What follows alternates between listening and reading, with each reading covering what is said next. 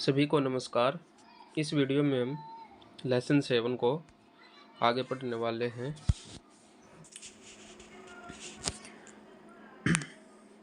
ई अपशिष्ट। ई अपशिष्ट का निर्माण इलेक्ट्रिकल एवं इलेक्ट्रॉनिक उपकरणों के अनुपयुक्त एवं बेकार हो जाने से होता है।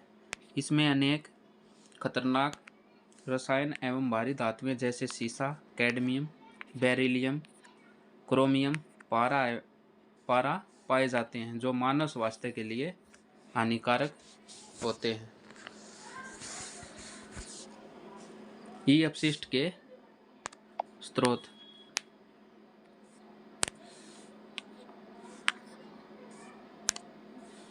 Computer, television, radio, mobile, washing machine, microwave oven, CD player, पंखा, electronic iron, ECG machine, microscope, incubator, fax machine, xerox machine, scanner, tubelight, सभी प्रकार के विद्युत संयंत्र, इलेक्ट्रॉनिक आयरन, पंखा, ये सब ई अपशिष्ट के स्रोत है। इन सब से ही अपशिष्ट निकलता है। रेफ्रिजरेटर से 20% निकलता है। डीवीडी, सीडी प्लेयर, रेडियो, आई4 सेट से 15% और कंप्यूटर, टेलीविज़न, प्रिंटर से 15%, टेलीविज़न से 10%, वॉशिंग मशीन से 30%, इसमें press, toaster, cleaner, coffee machine, vacuum आदि है। मॉनिटर से 10%।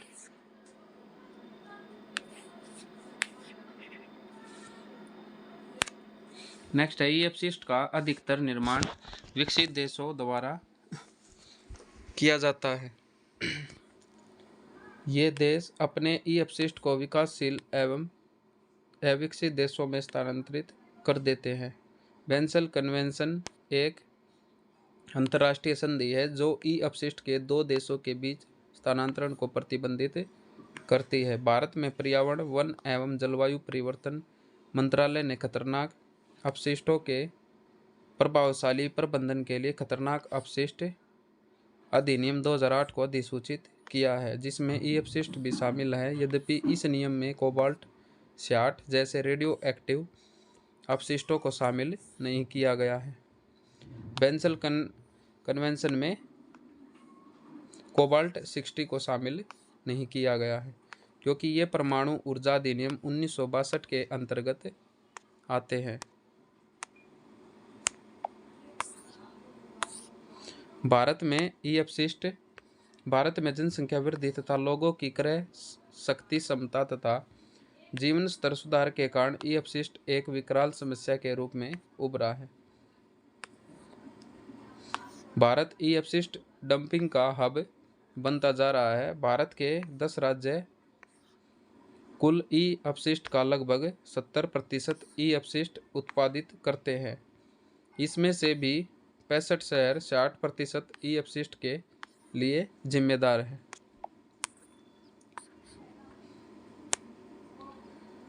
भारत मोबाइल फ़ोन का सबसे बड़ा उपभोक्ता बनता जा रहा है। भारत में 90% मोबाइल आयात किए जाते हैं। इससे लगभग 10% ई अपशिष्ट प्रत्येक वर्ष बढ़ रहा है। लोगों में जागरूकता का अभाव, सख्त नियमों की कमी व बेरोजगारी के कारण भारत व चीन ई अपशिष्ट के सबसे बड़े आयातक देशों में शुमार हैं। विकसित देश अपना ई अपशिष्ट भारत व चीन जैसे देशों में भेज रहे हैं, जैसे यूएस, यूरोपीय देश और जापान। इससे उनकी ई अपशिष्ट निस्तारण की समस्या हल हो रही है, साथ ही उन्हें निर्यात का लाभ भी प्राप्त हो रहा है। भारत में इलेक्ट्रॉनिक अपशिष्ट के मुख्य स्रोत सरकारी एवं निजी औद्योगिक क्षेत्र है, जिनका सम्मिलित योगदान कुल अपशिष्ट उत्पादन का 70% है। इसमें घरेलू आवासीय भागीदारी केवल 15% है, जबकि शेष विनिर्माण क्षेत्र की है। यूएन की एक रिपोर्ट के अनुसार 2007 के मुकाबले पुराने कंप्यूटर का ई अपशिष्ट 2020 तक चीन में लगभग 400 गुना तथा भारत में 500 गुना बढ़ जाएगा। यूएनए की रिपोर्ट के अनुसार। ई अपशिष्ट का प्रभाव। ई अपशिष्ट में बहुत से खनिज व रसायनों का प्रयोग होता है जो वायु, जल आदि के माध्यम से मानव एवं पारितंत्र पर प्रभाव डालते हैं। Computer, monitor, mobile, plastic, CRT switch, PVC battery आदि से आर्सेनिक, सीसा, कोबाल्ट, कॉपर, बेरियम, कैडमियम आदि तत्वों का निष्कासन होता है।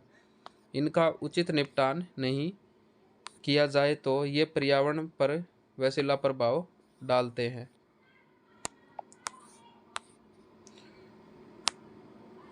मानव स्वास्थ्य पर प्रभाव। ई अपशिष्ट से निकली हुई धातु का मानव स्वास्थ्य पर नकारात्मक प्रभाव पड़ता है तथा बहुत सी बीमारियां केवल इन्हीं तत्वों के कारण होती है। सीसा किडनी पर प्रभाव डालता है तथा इससे जनन क्षमता में भी कमी आती है। इसके कारण बच्चों का मानसिक विकास पूर्ण रूप से नहीं हो पाता।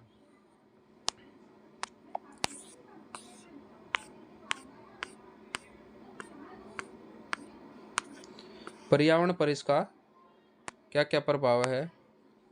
भूमिगत जल प्रदूषण। आर्सेनिक व पारा भूमिगत जल को प्रदूषित करते हैं। जलीय पारितंत्र पर प्रभाव। पारा का जैव संचयन हो जाता है। वायु प्रदूषण। दहन करने पर वायु प्रदूषण होगा। मृदा का अम्लीकरण। लैंडफिल प्रक्रिया में 40% लैंड की मात्रा तथा 75% भारी धातुओं की मात्रा होती है। ई प्रेशर, ई कॉम्प्लेक्स। यह भारत की प्रथम वैज्ञानिक ई अपशिष्ट पुनर्चक्रण इकाई है जो सितंबर 2005 में प्रारंभ की गई। यह इलेक्ट्रिकल एवं इलेक्ट्रॉनिक उपकरणों के अपशिष्टों के पुनर्चक्रण पुनः उपयोग में संलग्न है। प्रमुख विनियमन। खतरनाक अपशिष्ट प्रबंधन एवं संचालन नियम 1989 और 2002। खतरनाक अपशिष्ट के प्रबंधन एवं संचालन पर पर्यावरण, वन एवं जलवायु परिवर्तन मंत्रालय के दिशा निर्देश 1991। राष्ट्रीय पर्यावरण ट्रिब्यूनल अधिनियम 1995। बायोमेडिकल अपशिष्ट नियम 2002। ई अपशिष्ट प्रबंधन।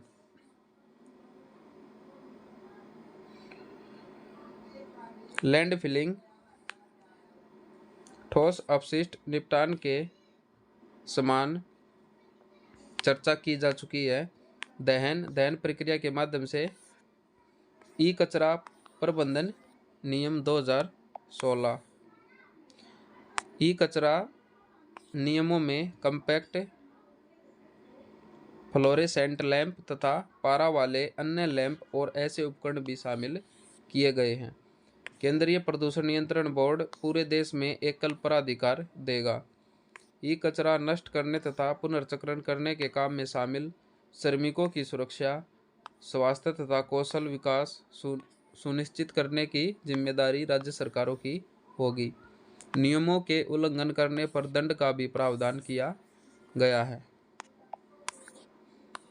भारत में ई अपशिष्ट उपचार की तकनीक। परिशोधन या शुद्धिकरण। सबसे पहले धातुओं को अलग किया जाता है। उसके बाद उनका परिशोधन या शुद्धिकरण किया जाता है। विखंडन या विनष्टीकरण। ई अपशिष्ट का विखंडन फैक्ट्री में इकट्ठा किया जाता है। इसमें विभिन्न धातुओं को अलग बिन या डिब्बे में डाला जाता है।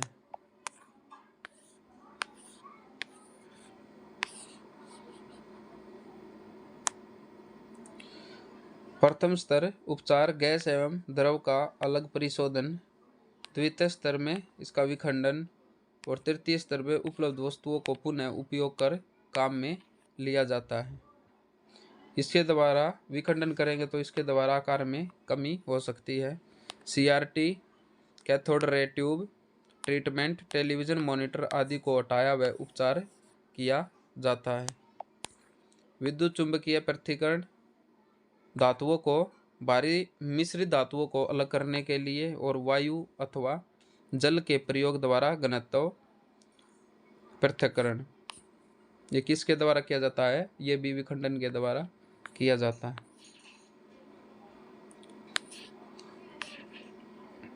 प्लास्टिक प्रदूषण।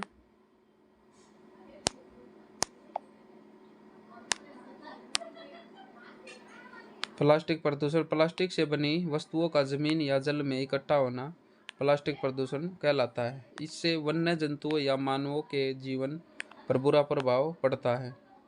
प्लास्टिक के प्रकार। सूक्ष्म प्लास्टिक अथवा माइक्रो बीड्स, 5 मिलीमीटर या उससे कम आकार की प्लास्टिक के अंश या रेशे सूक्ष्म प्लास्टिक या माइक्रो बीड्स कहलाते हैं।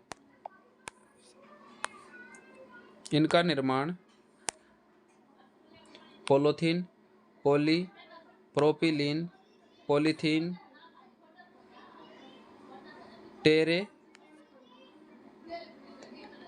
टेरेफ्थेलेट और नायलॉन से होता है। इनका प्रयोग face wash, body lotion, toothpaste, साबुन, स्क्रब जैसे उत्पादों में होता है। ये अजैव निम्नीकरणीय होते हैं। ये सीवर से बहकर सागरों व महासागरों में पहुंच जाते हैं, जिससे समुद्री पारितंत्र को खतरा उत्पन्न होता है। नेक्स्ट है दीर्घ प्लास्टिक। 5 मिलीमीटर से अधिक तथा 20 मिलीलीटर से कम आकार की प्लास्टिक के अंश दीर्घ प्लास्टिक कहलाते हैं। दीर्घ प्लास्टिक के अंश भी समुद्री पारितंत्र के लिए अत्यधिक हानिकारक होते हैं।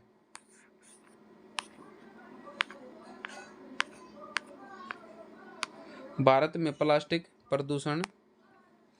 सुप्रीम कोर्ट के अनुसार हम प्लास्टिक बम पर बैठे हुए हैं, ऐसा उच्चतम न्यायालय ने CPCB central pollution control board की रिपोर्ट के आधार पर कहा है, जिसमें बताया गया है कि भारत प्रत्येक वर्ष 56 लाख टन प्लास्टिक अपशिष्ट उत्पन्न करता है, जिसमें भारत की राजधानी दिल्ली अकेले 689.5 टन प्लास्टिक उत्पादन के लिए जिम्मेदार है। ये अलग अलग मात्रा में प्लास्टिक के स्रोत दिए गए हैं।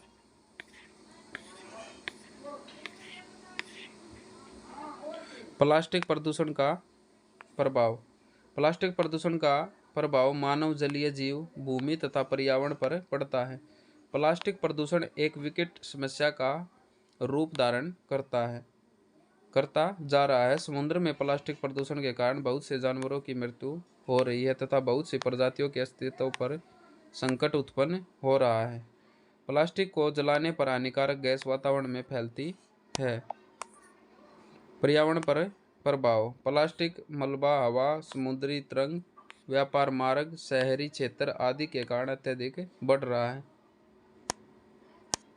भूमि पर इसका क्या प्रभाव पड़ता है? भूमि पर प्रभाव।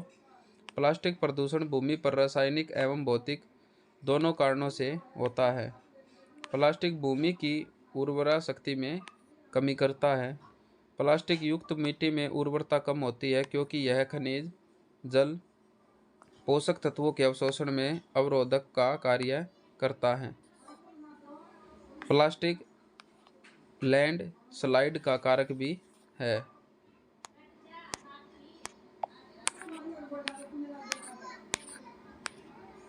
जल एवं वायु पर इसका क्या प्रभाव है? प्लास्टिक के दहन से बहुत सी जहरीले गैसें वायुमंडल में पहुंचती है, जैसे कार्बन मोनोऑक्साइड, डाइऑक्सीन, हाइड्रोजन साइनाइड। प्रदूषित वायु श्वसन तंत्रिका तंत्र तथा इम्यून क्षमता पर नकारात्मक प्रभाव डालती है। पानी में प्लास्टिक युक्त कचरा डालने पर यह आसानी से मनुष्य के खाद्य जाल में पहुंच जाता है और मानव स्वास्थ्य को नुकसान पहुंचाता है। इस प्रकार का कचरा पानी के बहाव को रोककर बाढ़, गंदगी आदि अन्य समस्याओं को जन्म देता है। समुद्री पर्यावरण पर इसका क्या प्रभाव है? प्लास्टिक मलबे का प्रभाव समुद्री पारितंत्र पर भी पड़ता है। बहुत से जलीय पक्षी व जंतु प्लास्टिक के अंतर्ग्रहण से मर जाते हैं। पक्षी, कछुए, सील एवं व्हेल आदि प्लास्टिक को भोजन समझकर खा लिया जाता है, जिससे यह उनके शरीर में अटक जाता है और उन पर वैसिला प्रभाव डालता है। समुद्री कछुए फेंके हुए जाल में उलझ जाते हैं, साथ ही प्लास्टिक मलबे के पेट में जाने से उनकी मृत्यु हो जाती है। मानव स्वास्थ्य पर इसका प्रभाव। प्लास्टिक में मौजूद वैसिले रसायन मस्तिष्क समस्या, कैंसर, जन्मजात विकृति, आनुवांशिक परिवर्तन, थायराइड समस्या, पाचन तंत्र से संबंधित बीमारियां उत्पन्न कर सकते हैं। प्लास्टिक में अंतःस्रावी समस्या पैदा करने वाले रसायन मौजूद होते हैं जो मोटापा व डायबिटीज का कारण बनते हैं। प्लास्टिक में मौजूद एवं मानव में कैंसर उत्पन्न करते हैं। प्लास्टिक में मौजूद फैथालेट्स एवं बिस्फेनोल ए मानव में कैंसर उत्पन्न करते हैं।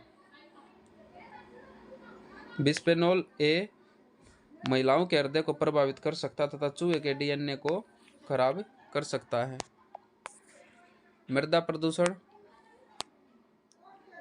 मृदा की गुणवत्ता उसकी उर्वरा शक्ति को प्रतिकूल रूप से प्रभावित करने वाले किसी भी पदार्थ का भूमि में मिलना मृदा प्रदूषण कहलाता है।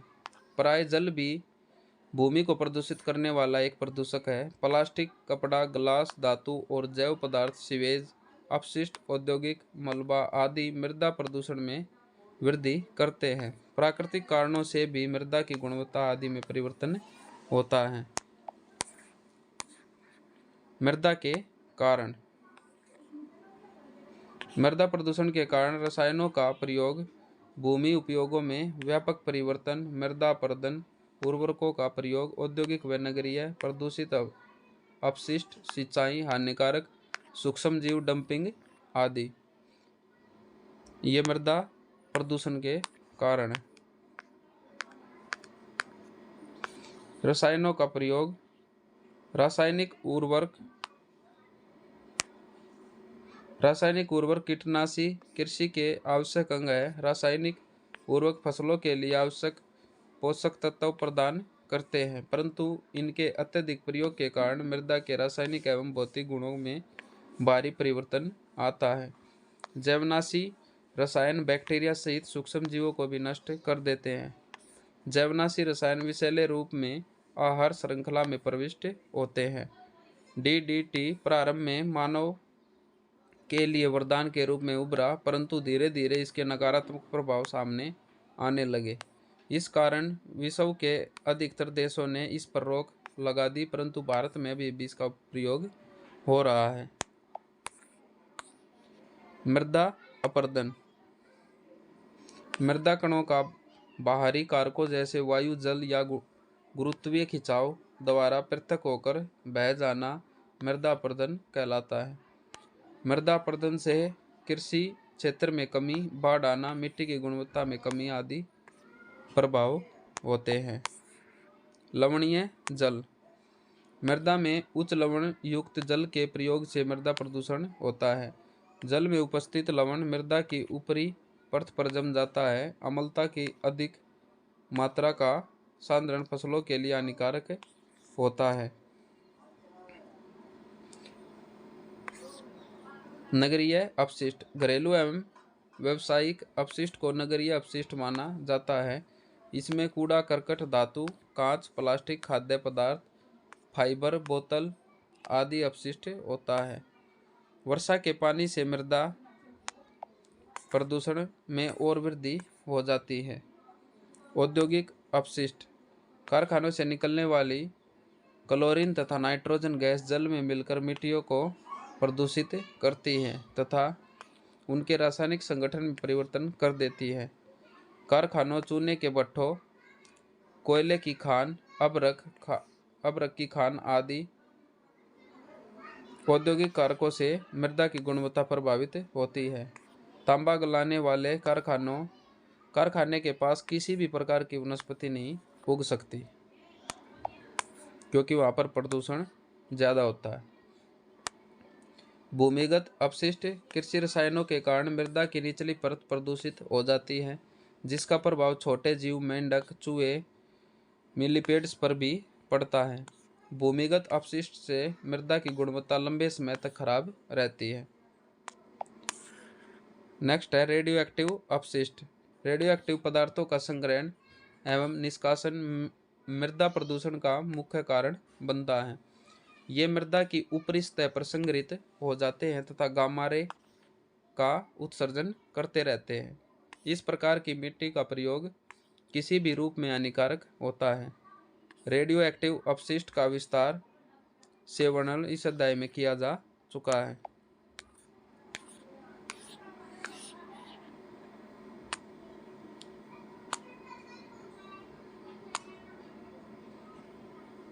नेक्स्ट है अम्ल वर्षा।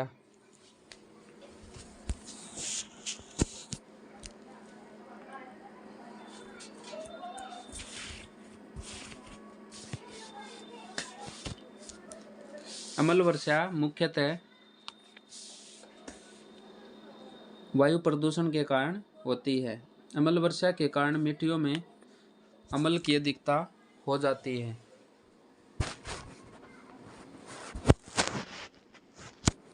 तथा पीएच कम हो जाता है। मिट्टियों में अम्ल की अधिक मात्रा का सांद्रण फसलों के लिए हानिकारक होता है।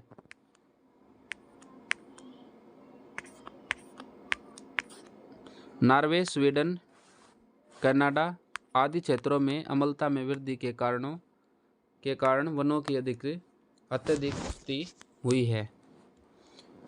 नॉर्वे में, कनाडा में, स्वीडन आदि क्षेत्रों में अम्लता में वृद्धि के कारण वनों की अत्यधिक क्षति हुई है। खनन से अपशिष्ट। खनन से मृदा की ऊपरी परत को नुकसान पहुंचता है। खनन से उत्पन्न अपशिष्ट को मृदा में छोड़ दिया जाता है। वर्षा जल के साथ अपशिष्ट बहुत से क्षेत्र की मृदा को प्रभावित करता है। वैसिले पदार्थों का लीकेज। बहुत से वैसिले पदार्थों के परिवहन में बहुत बार लीकेज के कारण हानिकारक रसायन मृदा में फैल जाता है, जो मृदा को प्रदूषित करता है।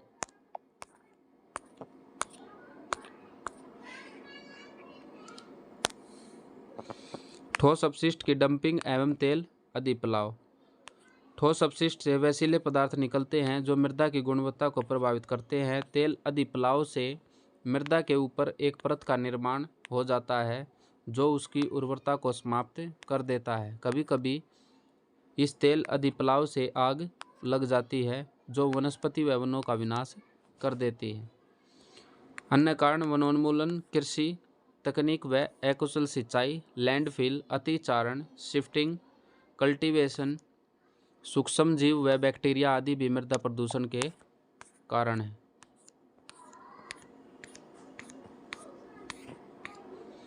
प्राकृतिक कारणों में कृषि की मात्रा व तीव्रता, तापमान व हवा, शैलिकीय कारक, मिट्टियों की विशेषता आदि प्रमुख कारक है। मृदा प्रदूषण के प्रभाव।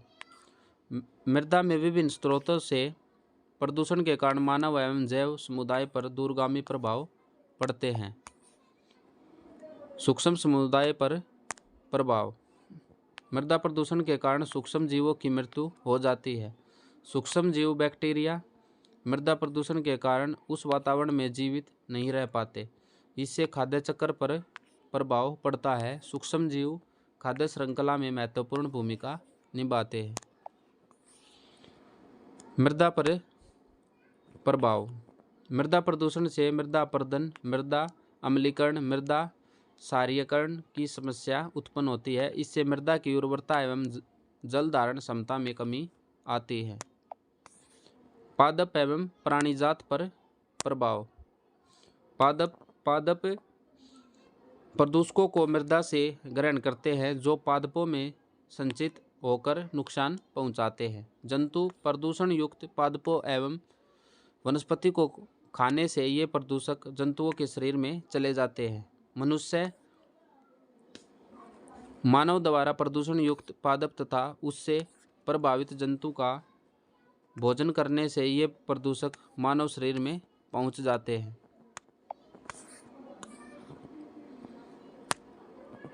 नेक्स्ट है मानव पर प्रभाव। मृदा प्रदूषण के कारण जल प्रदूषित हो जाता है, जिससे बहुत सी बीमारियां होती है। लेड व आर्सेनिक की अधिक मात्रा से बच्चों का मानसिक विकास व शारीरिक विकास प्रभावित होता है। मल विसर्जन से भी विभिन्न रोग होते हैं, जैसे एंथ्रेक्स, पशुओं में होने वाला रोग, हुक वर्म, टिटेनस, आंत्र ज्वर, दस्त व पेचिश सूजन आदि। इन सभी रोगों के लिए मृदा प्रदूषण प्रत्यक्ष या अप्रत्यक्ष रूप से जिम्मेदार है। आर्थिक हानि। मृदा प्रदूषण से फसल का नुकसान होता है। प्रदूषित मृदा को उर्वर बनाने में सरकार को राजस्व की हानि होती है। प्रकाश संश्लेषण पर प्रभाव। अम्लीय वर्षा से प्रभावित मृदा प्रदूषण पादपों पर भी प्रभाव डालता है। इससे पादपों की पोषक तत्व व प्रकाश संश्लेषण प्रक्रिया प्रभावित होती है। कृषि अपशिष्ट पर इसका प्रभाव। पेस्टिसाइड्स की उच्च मात्रा जिंक, कॉपर आदि खनिजों की मात्रा को मृदा में बढ़ा देते हैं।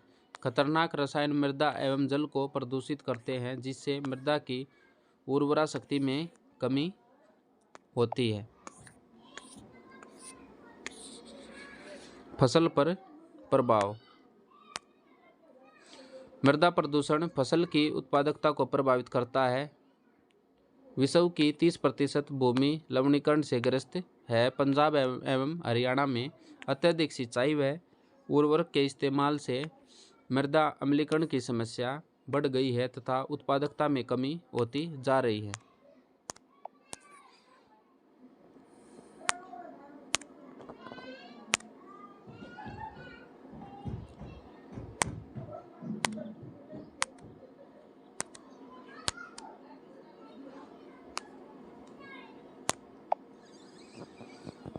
अन्य प्रभाव। मृदा प्रदूषण से वनस्पति ह्रास व वनों में कमी होती है। इससे वैश्विक तापन के प्रभाव में भी वृद्धि होती है। मृदा प्रदूषण जल प्रदूषण में सहयोग प्रदान करता है। मृदा अपरदन की समस्या, बाढ़, सूखा आदि अन्य बहुत से प्रभाव मृदा प्रदूषण के कारण दृष्टिगोचर होते हैं। मृदा के माध्यम से प्रदूषक खाद्य श्रृंखला में पहुंच जाते हैं। मृदा प्रदूषण की रोकथाम के उपाय। उर्वरक, खरपतवार व कीटनाशी का सीमित प्रयोग करना चाहिए। इसकी अपेक्षा जैविक खाद्य का प्रयोग करना चाहिए। अपशिष्ट का उचित ढंग से निपटान करना चाहिए। DDT व अन्य हानिकारक रसायनों पर रोक लगा देनी चाहिए। राइजोबियम जैसे जैव उर्वरक का प्रयोग हो, जिससे मृदा की उर्वरा शक्ति में वृद्धि हो सके। जैव उपचार तकनीक का प्रयोग, औद्योगिक कचरे का उचित निपटान। इसके लिए अपशिष्ट प्रबंधन तकनीक व पुनर्चक्रण प्रक्रिया का प्रयोग करना चाहिए। जल निकास की उचित व्यवस्था व उसका रखरखाव। वृक्षारोपण व पशु खाद का प्रयोग।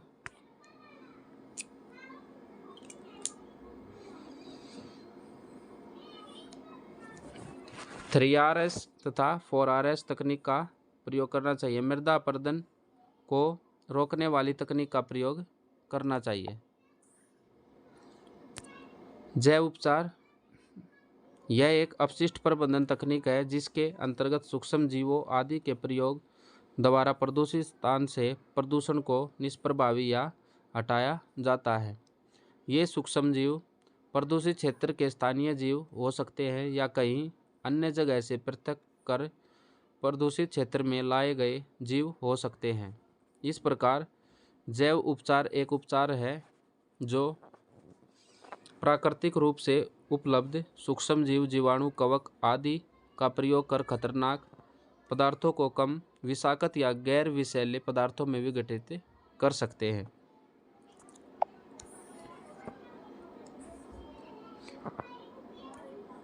इसके द्वारा किसी विशेष स्थान पर पर्यावरणीय प्रदूषकों के हानिकारक प्रभाव को समाप्त किया जा सकता है। यह जैव रासायनिक चक्र के सिद्धांत के माध्यम से कार्य करता है। जैव उपचार मृदा, सतही जल, भूमिगत जल आदि को साफ करने एवं पारिस्थितिकी तंत्र की पुनः स्थापना में उपयोगी होता है।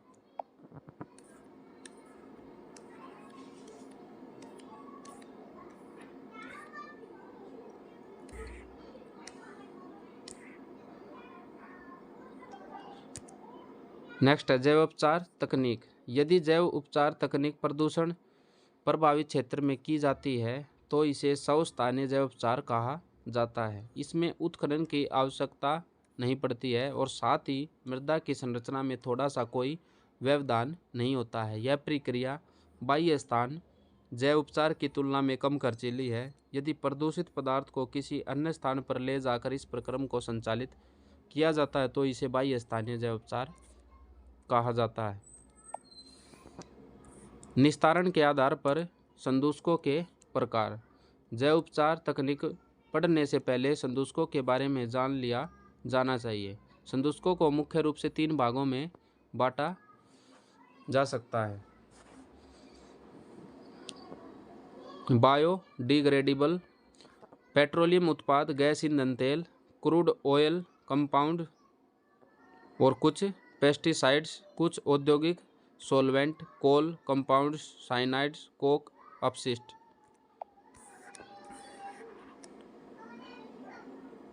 नेक्स्ट है पार्शली डिग्रेडेबल